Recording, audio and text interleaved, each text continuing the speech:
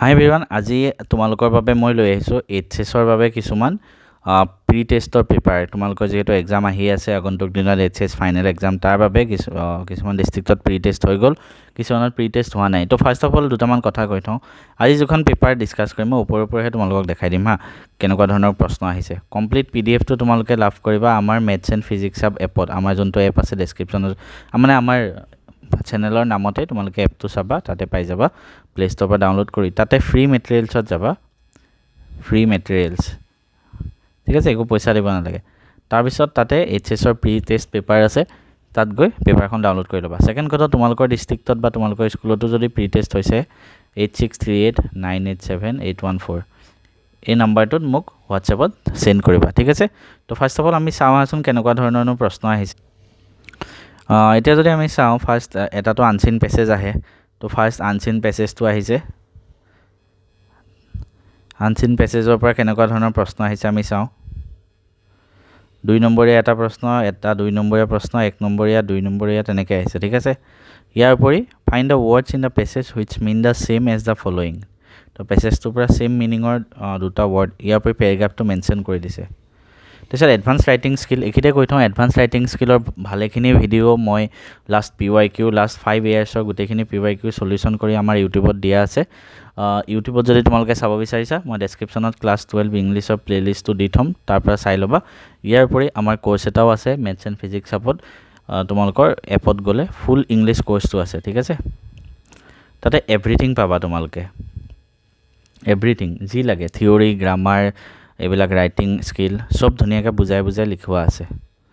তো আমি যদি চাওঁ পোষ্টাৰ ৰাইটিং কিহৰ ওপৰত আহিছে, ৰোড ছেফটি এণ্ড ট্ৰেফিক ৰুলছৰ ওপৰত পোষ্টাৰ ৰাইটিঙৰ এটা কুৱেশ্যন আহিছে, ঠিক আছে। তো পোষ্টাৰ বনাব লাগে road safety and traffic rule. বা এডভাৰটাইজমেণ্ট এটা for an online course, advertisement এটা বনাব লাগে on photography offered by shutter academy. The course basics to advance techniques including editing and composition, mention the price mention কৰিবা, duration and special early bird discount, এইকেইটা বস্তু mention কৰিব লাগে। তো ধুনীয়াকৈ এনেকুৱা এইটো এটা পোষ্টাৰ বনাই দিব পাৰা তোমালোকে।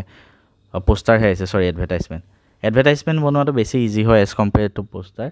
তো কেনেকৈ লিখিব লাগে এডভাৰটাইজমেণ্ট ন'টিচ মই ধুনীয়াকৈ তোমালোকক লিখোৱা আছে, ভিডিঅ'কেইটা চাই ল'ব পাৰিবা।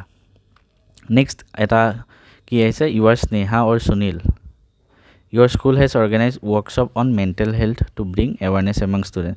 চিফ গেষ্ট আহিছিলে doctor Neha Patel, a renowned psychologist, address issues such as stress, anxiety and coping mechanism for students. Prepare a report on it in 100 to 125 words in to be published in your school magazine. School মেগাজিনৰ বাবে তোমালোকৰ স্কুলৰ ইভেণ্টৰ এটা report লিখিব আহে 10 নম্বৰৰ, এইটোও মই কৰোৱা আছে ধুনীয়াকৈ এনেকুৱা টাইপৰবিলাক। তো তোমালোকে এইটো কৰিব পাৰা। ইয়াৰ উপৰি এইটো নকৰিলে নিউজ পেপাৰলৈ লিখা বা আৰু এটা স্কুল মেগাজিনৰ কাৰণে আহিছে, সেইটো হ'ল চিলড্ৰেন ডেৰ ওপৰত আহিছে। তো চিলড্ৰেন ডেৰ ওপৰত এটা আহিলে, এটা ৱৰ্কশ্বপ অন মেণ্টেল হেল্থ, তো যিকোনো এটা লিখিব পাৰা, ঠিক আছে। তো তোমালোকৰ হিচাপত যিকোনো এটা লিখিলে হ'ল। তাৰপিছত 10 নম্বৰৰ হয় জব এপ্লিকেশ্যন আহে, নহ'লে লেটাৰ টু দ্য এডিটৰ, এইখিনিও মই কৰোৱা আছে PYQ ধুনীয়াকৈ যোৱা 5 বছৰ। তোমালোকে মেথছ এণ্ড ফিজিক্স হাব এপতো পাই যাবা বা আমাৰ ইউটিউব চেনেলতো পাই যাবা।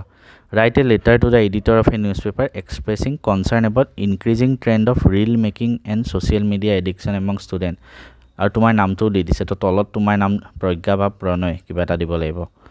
মানে এতিয়া যিহেতু আজি আধুনিক যুগত ল'ৰা ছোৱালীবিলাক তোমালোকৰ মাজৰো কোনোবা হ'ব পাৰে যোনে ৰিল বেছি বনায়, ছ'চিয়েল মিডিয়াৰ এডিকশ্যন বেছি হ'ল, তো তাৰ ওপৰত নিউজ পেপাৰলৈ এখন চিঠি লিখিব লাগে।